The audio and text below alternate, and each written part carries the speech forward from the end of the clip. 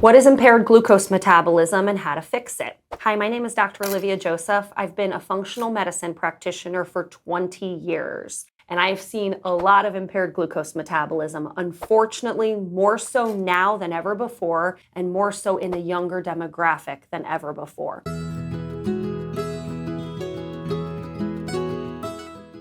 So let's talk about how we identify impaired glucose metabolism. So a fasting glucose is really finicky. It's not my favorite test. So I'm gonna tell you all of the markers that I like to see together to really identify if somebody has a glucose metabolism issue. First thing, fasting glucose. I want that around an 80. Secondly, within a lipid panel, I'm looking at triglycerides. I do not like triglycerides to be anything over 100. Triglycerides are when sugar is turning into fat in the bloodstream. Another thing I look at on a metabolic panel is I look at liver enzymes. Somebody with impaired glucose metabolism is more likely to have high liver enzymes because that sugar is turning into fat on the liver. Another thing I like to look at is a hemoglobin A1C. Hemoglobin A1C is a test that you can't cheat on, which is why I really like it. So it's a 12-week glucose average. It tells me over the last 3 months, the highs, the lows, what your glucose has been doing. And I'm typically looking for a hemoglobin A1C of about 5.4.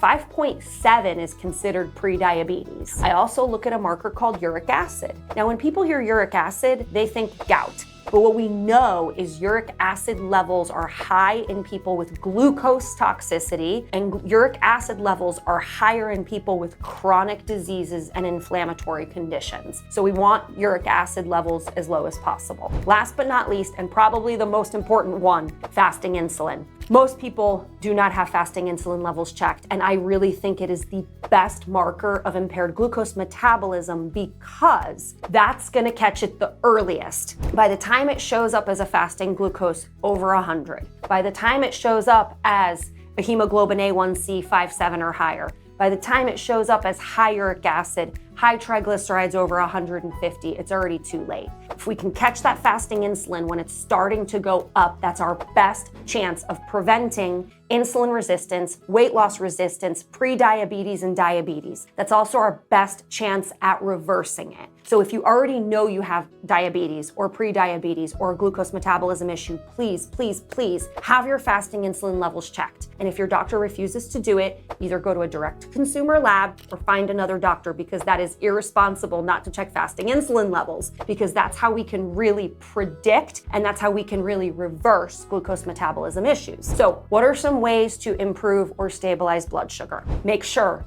every day you start with protein.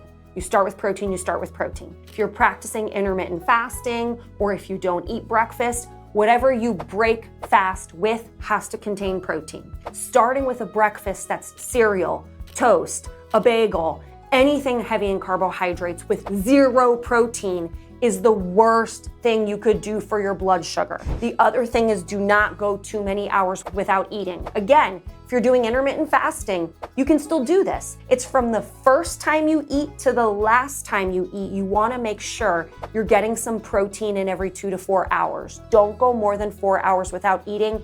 Always eat your protein first, always eat your protein first, always eat your protein first. Now, things like healthy fats, drinking enough water, fiber found in vegetables and even in fruits are really good for keeping your blood sugar stable for longer periods of time. But those are foods you wanna be eating with protein, not in lieu of protein. So eating your protein first, drinking enough water is really, really important. So what are some nutrients that can actually improve glucose metabolism? There's a lot, but my favorite one is probably berberine. So berberine is really good at improving insulin receptor sensitivity. Now, what goes great with berberine? A lower glycemic diet. So what I consider a low glycemic diet is limiting yourself to 2 carbohydrates a day. Now, I didn't say no carb. I said limiting yourself to 2 carbohydrates a day. So if that's fruit, it could be 2 pieces of fruit. If you like potatoes, if you like rice, you can eat 1 serving with lunch, 1 serving with dinner. 2 carbs a day is the max I recommend if you have a glucose metabolism issue. And if you do eat rice and if you do eat potatoes, if they're cooked and cooled, you develop something called resistant starch, which is good for the bacteria in your gut that metabolize glucose. So there's a bacteria in your gut called Akkermansia that actually impacts glucose metabolism. So we know gut health is important to proper glucose metabolism. It's probably one of the biggest reasons I see glucose metabolism issues in thin people who are physically active. Usually it's some type of infection in their gut or bacterial overgrowth in their gut that's impacting that glucose metabolism issue. So what are some other nutrients that are really good for glucose metabolism? You're gonna hear chromium, and I think chromium is good. It doesn't move the needle that much. Inositol is also a very good nutrient for glucose metabolism. Some people like to use alpha lipoic acid for glucose metabolism. I don't think it's as good for glucose metabolism, but there are a lot of benefits immune-wise to alpha lipoic acid and also as an antioxidant. So again, berberine's probably gonna be my go-to, my one size fits all. It's really good for triglycerides, it's good for cholesterol, it's good for blood sugar, and nothing bad is gonna occur as a result of taking berberine. So berberine, stabilize your blood sugar and physical activity. Walking 45 minutes a day has shown to improve insulin receptor sensitivity. So that's where physical activity is key. But what I found is if you get yourself into trouble with your glucose metabolism, that